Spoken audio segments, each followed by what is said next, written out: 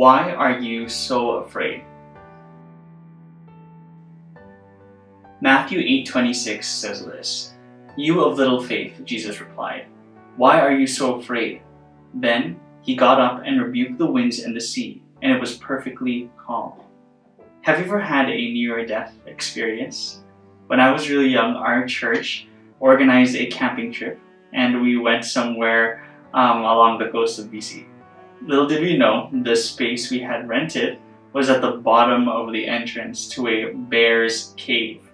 And one morning, while all the titas were cooking their meats, their tapa, tocino, and eggs, I guess the bear got curious, and it came to our campground. My experience with bears up to that point was just Winnie the Pooh on the Disney Channel. And so while everyone was screaming, I ran directly to the bear. I wanted to chase it and give it a big hug. To cut the story short, I'm here today, which means the bear didn't get to me.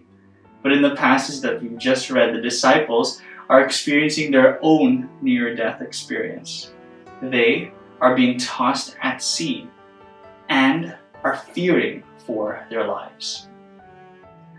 To them, Jesus does these things.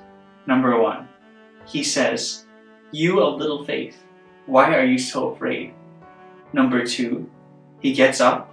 And number three, he rebukes the wind and the sea.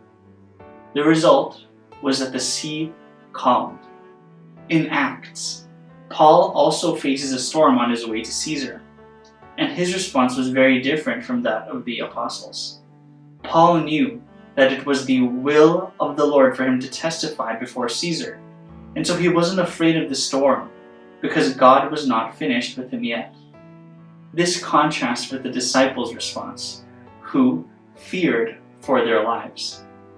The lesson to take away is this: we will not die until our calling is complete.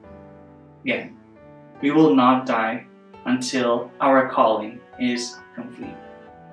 If there is some will that the Lord desires to accomplish in our lives, then no matter how severe, how life-threatening the storm is, we will make it through. There's no need to fear. If we have run the race and fought the good fight of faith to the finish line, then the Lord will take us to be with him in eternity. Still, there is no need to fear.